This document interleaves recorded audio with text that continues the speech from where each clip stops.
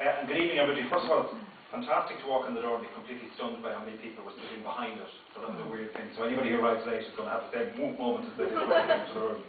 And it is, I mean, I'm not being glib, it is amazing to see so many people turn out, not least given the state of the weather and the traffic in getting here for a meeting this evening. It's hugely, hugely encouraging. But I suppose from our perspective, it reflects what we've seen, particularly over the last 2 years, about not just an extensive support, but the depth of support that exists right across Ireland and right across Irish society for the repeal of the 8th Amendment and for the introduction of significantly significantly progressive laws on access to abortion here in Ireland. I should explain that Amnesty's entry into this area, obviously we're a human rights organisation, and what we're campaigning for is a legal framework in Ireland that doesn't just provide minimum standards of regard or respect for women's rights here in Ireland. We're not talking about minimum standards, we don't think that's good enough at all, but rather a framework that protects, respects and fulfils women's human rights here in Ireland.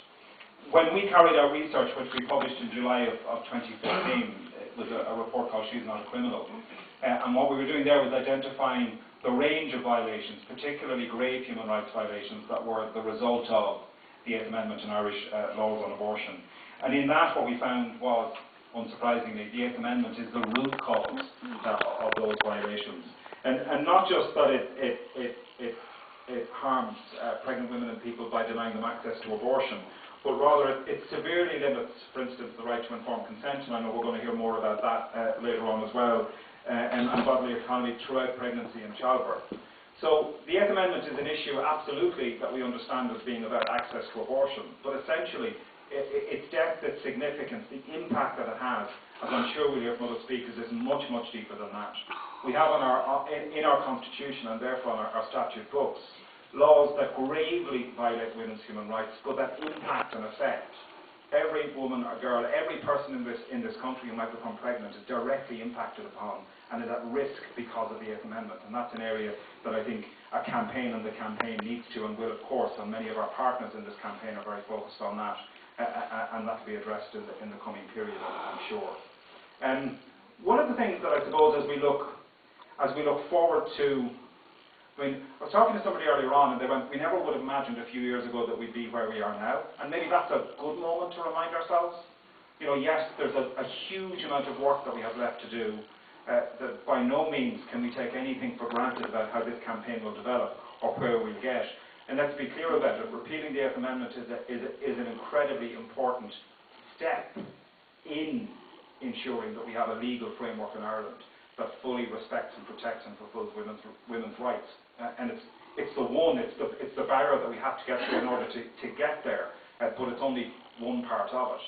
I think a few years ago nobody would have anticipated, and indeed before they made their recommendations, many didn't anticipate that the Citizens' Assembly, for instance, could have turned out to be such a huge and significant moment in both the conversation and, frankly, in the movement towards the repeal of the 8th Amendment and the enactment of the kind of legislation that we've talked about. And it's really interesting to just reflect for a moment about what that process was. Very many of us were cynical about, and very many people were cynical about the decision of the government to put in place a Citizens' Assembly rather than to move to put in place a referendum and then repeal. Nevertheless, when it got up and running, I think many of us who are campaigning on this issue were really anxious to engage in that process in a way that presented the 99 citizens and the chair of the Assembly all of the evidence and information that would be necessary for them to come to really solid conclusions and recommendations. And their recommendations were hugely significant.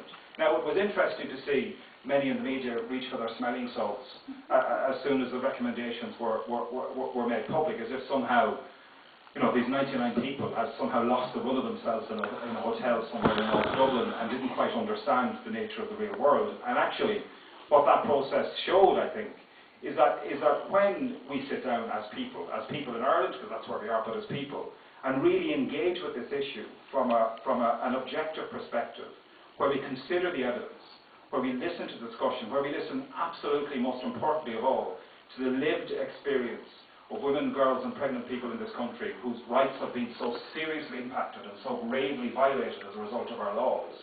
And then we start to think about how do we provide a better framework we come up with meaningful solutions. So the recommendation from the Assembly, for instance, that we should have access to abortion upon request up until 12 weeks without restriction as to reasons. Again, the smelling salts came into play in many of the commentators, not all, but many of the commentators when that came out. That was an extraordinarily reasoned recommendation on the part of the Assembly, because they heard all of the evidence about how well we could provide access, for instance, on what are called the minimum grounds, so cases of rape, incest, risk to health, and severe or fatal fetal abnormality. But all of the experience that we have internationally shows that even if that's the extent to which you would want to go, and we would not suggest that should be the limit by any means of where laws in Ireland should go, but even if you wanted to do that, you can't do that by providing laws that seek to restrict access and only allow them almost on an exception to criminal law around all of those criteria. So their very sensible recommendation about upon request in early pregnancy was based on the fact that we know that will provide meaningful access for the majority of people in this country who might choose to terminate a pregnancy or to seek an abortion in their individual circumstances. It was a really important recommendation. That's now, as you know, moving into the Oireachtas Committee. The Joint Oireachtas Committee meets for the first time tomorrow. I will put a call out to everybody in this room if you care about this issue. If you're in the constituency of a member of the committee, contact them. Let them know how you feel about the recommendations of the Assembly, and at the very least you'd like to see those move forward in terms of recommendations for legislation. But regardless of whether you have a member of the committee within your constituency, one of the things I think that many of us would give a call out for now is that we really need to start to engage members of the Oireachtas on moving forward on the basis of the recommendations of the Assembly at the very, very least. That's absolutely what we need to see happen now. And I suppose to be reasonable, we also need to give confidence to members of the Oireachtas who are concerned about how this might play out. It's really important that we counter the narrative that's out there that there isn't significant support for very far-reaching change to the regime for abortion here in Ireland, because there is. I mean, we carried out very extensive opinion polling over a 2-year period.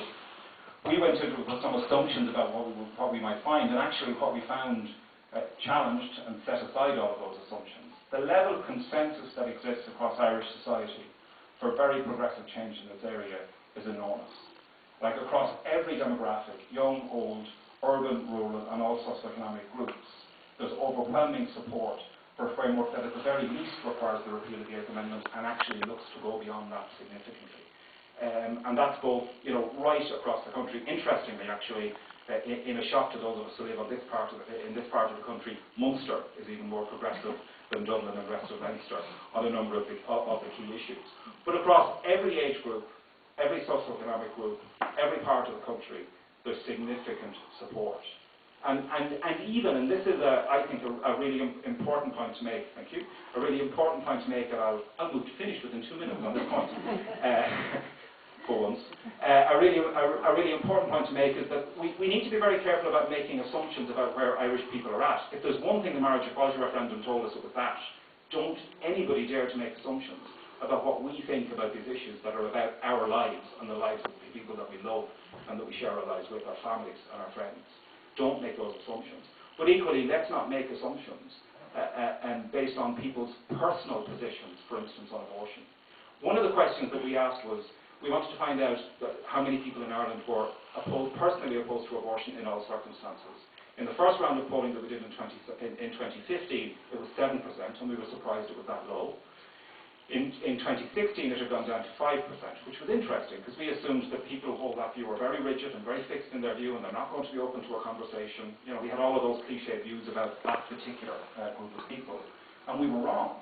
Because in 2016, when we repeated the polling, we did much more in-depth analysis around varying perspectives, including, for instance, would you vote to repeal the 8th Amendment? And one of the really surprising outcomes of that poll was that half of that 5%, in other words, half of people who are personally opposed to abortion in all circumstances, even where the woman might die, would vote to repeal the 8th Amendment. Because their objection is personal, and they wouldn't impose it on other people through the force of law. That's a really interesting point. Half of those who might be seen as extreme in their pro-life position are in fact pro-choice. So I suppose my closing point would be, as we move forward in this conversation, We feel very strongly it's critically important that we take it away from the space that there'll be huge attempt constantly to deflect us into, a toxic space that seems to undermine, derail and intimidate the conversation that needs to follow, and at the same time that we make sure we have the conversation with the people that we need to talk to. We can and will win a referendum. We can and absolutely, I think, will succeed to deliver laws that significantly advance protections for women's human rights here in Ireland on that basis, if we do the work. We have a huge amount of work to do, but the turnout in this room this evening, at the very least, is just yet another indication of the appetite that people have to do that. Thanks very much.